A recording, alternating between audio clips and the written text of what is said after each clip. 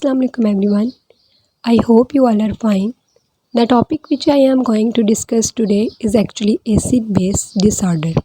Acid base disorder को discuss करने से पहले हम देखेंगे एसिड बेस बैलेंस क्या होता है। Acid base balance depend upon the ratio bicarbonate HCO3 negative H2CO3 carbonic acid which is constant at 20:1 at physiological pH 7.4।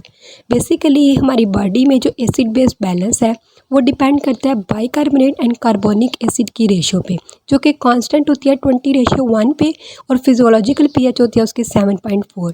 अगर ये दोनों चीज़ें मेंटेन होगी तो हमारी बॉडी में जो एसिड बेस बैलेंस है वो भी मेंटेन होगा।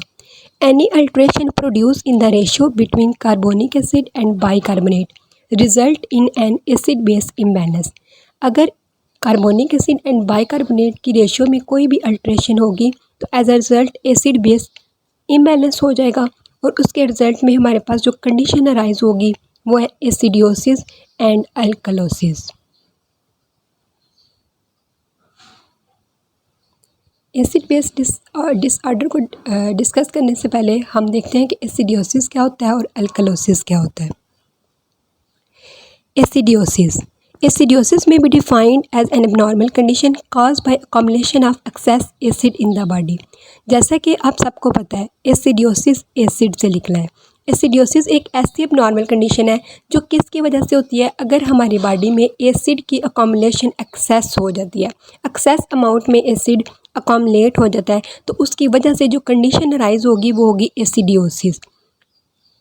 ऑन द अदर हैंड अगर हम अल्कलोसिस की बात करें, अल्कलोसिस वर्ड अल्कली से निकला है।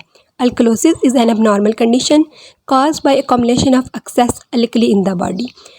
अल्कलोसिस एक ऐसी एबनॉर्मल कंडीशन है जो किसकी वजह से होती है, अगर हमारी बॉडी में अल्कली की अकोमुलेशन हो जाती है, एक्सेस अमाउंट ऑफ अल्कली हमारी बॉडी में अकोमुलेट होगी तो उसकी वजह से जो कंडीशन अराइज होगी उसे हम बोलेंगे अल्कलोसिस। बेसिकली एसिडियोसिस एसिड से निकला है, जैसे कि आप ये नीचे देख सकते हैं।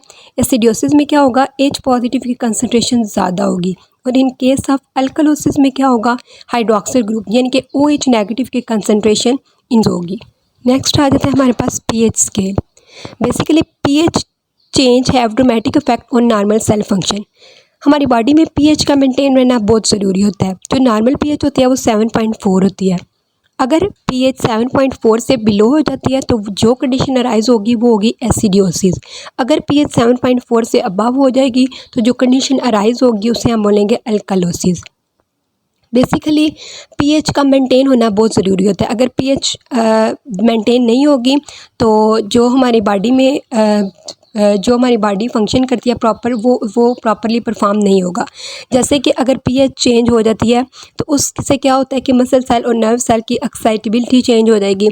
इसके अलावा एंजाइम प्रॉपरली फंक्शन नहीं कर सकेंगे। As we know all enzymes are protein, in this way they control whole metabolism of our body. इस तरह अगर पीएच चेंज हो जाती है तो हमारी बॉडी में जो प्रोटीन है, एंजाइम्स हैं, वो अच्छे से काम नहीं कर सकते। अब हम देखते हैं classification of acidosis and alkalosis. Basically acidosis and alkalosis classify हुए हैं 4 टाइप्स में। मेटाबॉलिक एसिडियोसिस ये एक ऐसी कंडीशन है जो अराइज होती है जब बाइकार्बोनेट का लेवल डिक्रीज होता है।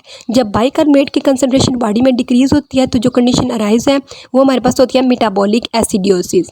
दूसरी जो है वो मेटाबॉलिक अल्कलोसिस।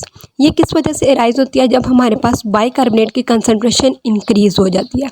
तीसरी अगर हम देखें तो रिस्पायरेटरी एसिडोसिस, ये तब अराइज होगी जब हमारे पास कार्बोनिक एसिड की कंसनट्रेशन इंक्रीज हो जाएगी। और रिस्पायरेटरी अल्कलोसिस की बात करें तो इसमें क्या होता है कि कार्बोनिक एसिड की कंसनट्रेशन डिक्रीज हो जाती है। आज की वीडियो में हम मेटाबॉलिक एसिडियोसिस और रिस्पायरेटरी एसिडोसिस को डिस्कस करेंगे, उनकी काजेस को डिस्कस करेंगे और इन चारों टाइप्स को हम डिटेल से इंशाल्लाह डिस्कस करेंगे। अगर हम बात करें मेटाबॉलिक एसिडियोसिस एक ऐसी कंडीशन है, ये तब अराइज होती है fall in blood pH due to decrease in bicarbonate level of plasma. जब हमारी ब्लड पीएच फॉल कर जाती है, जब ब्लड की पीएच भी डिक्रीज होगी और बाइकार्बोनेट लेवल ऑफ प्लाज्मा भी डिक्रीज होगा। जब ये दोनों चीज़ें डिक्रीज होंगी तो जो कंडीशन अराइज होगी वो होगी मेटाबॉलिक एसिडियोसिस।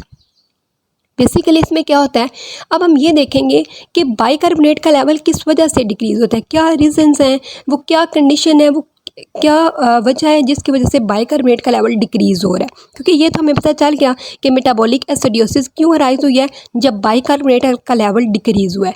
अब हम वो रीज़न्स देखेंगे कि बाइकार्बोनेट का लेवल डिक्रीज़ क्यों हुआ है।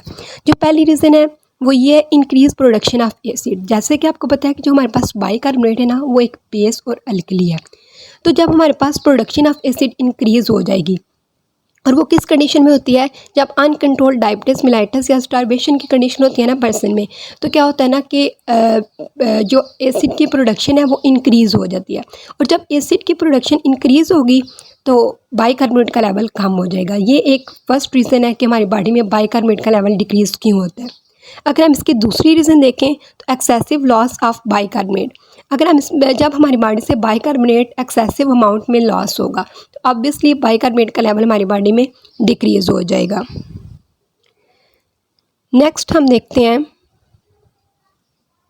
Cause of metabolic acidosis. Metabolic acidosis की कॉजेज़ क्या हैं?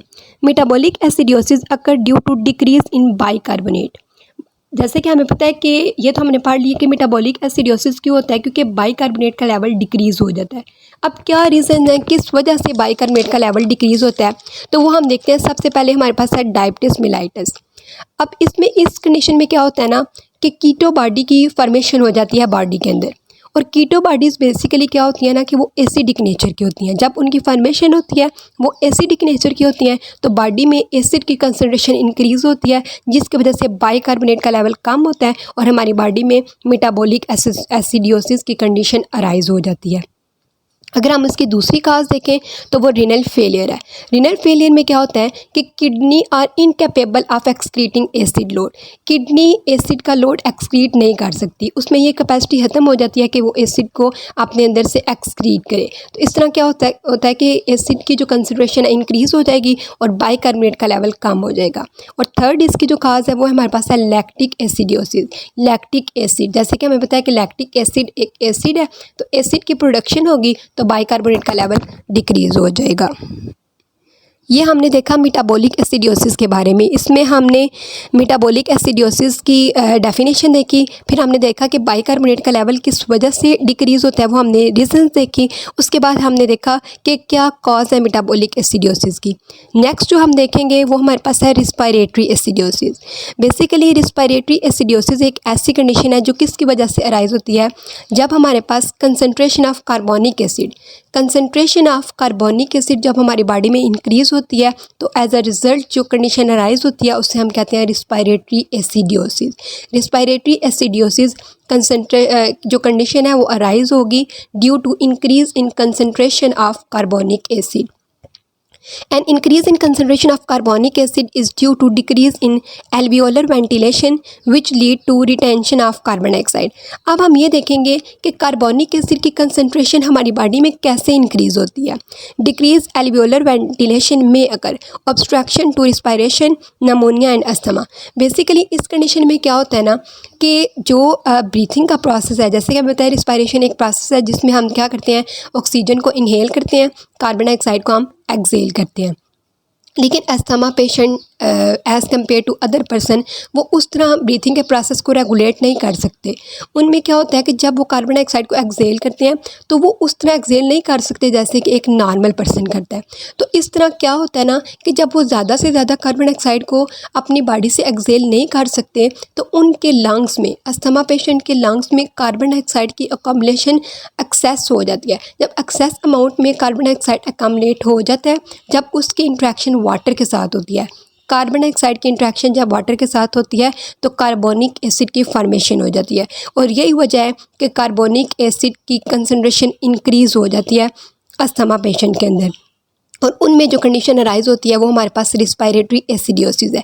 यही रीज़न है कि कैसे इंक्रीज़ हो जाती है कंसंट्रेशन ऑफ कार्बोनिक एसिड, वो ये कि वो कार्बन डाइऑक्साइड को एक्सेल नहीं कर पाते। जब वो उसको एक्सेल नहीं करते हैं तो वो कार्बन डाइऑक्साइड की जो अमाउंट है ना वो लंग्स में स्टोर्ड हो जाती है, एक्सेस अमाउंट में अकोमोलेट हो जाता है कार्बन डाइऑक्साइड।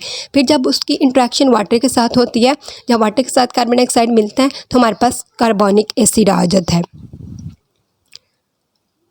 अब हम देखते हैं कि क्या काजेज़ हैं रिस्पायरेटरी एसिडोसिस की। Basically, respiratory acidosis occur due to increase in carbonic acid, severe asthma, pneumonia, obstruction in airways, depression of respiratory center by drug। तो अगर हम देखें तो ये सारी वो कंडीशन है जिसकी वजह से रिस्पायरेटरी एसिडोसिस अकर होगी। अब उसकी वजह मैंने आपको बता दिया है, वो इस वजह से होता है क्योंकि वो कार्बन डाइऑक्साइड को अपनी बॉडी से एक्सेल नहीं कर पाते हैं। जब ऑब्स्ट्रक्शन होगी रिस्पायरेशन के प्रोसेस में, एयरवेज में ऑब्स्ट्रक्शन होगी तो क्या होगा, कार्बन डाइऑक्साइड एक्सेल नहीं होगा हमारी बॉडी से, उसकी अकोमलेशन हो जाएगी। जब वो वाटर के कांटेक्ट में आएगा, वाटर के साथ मिलके कार्बोनिक एसिड बनेगा। अब वो कार्बोनिक एसिड की कंसनट्रेशन जब ज़्यादा हुई तो उसकी वजह से जो कंडीशन अराइज हुई है वो हमारे पास है respiratory acidosis. Thank you everyone for watching. इसका रिमेनिंग पार्ट इंशाल्लाह हम नेक्स्ट वीडियो में डिस्कस करेंगे। I hope you people like it. Thank you so much. अल्लाह हाफिज़।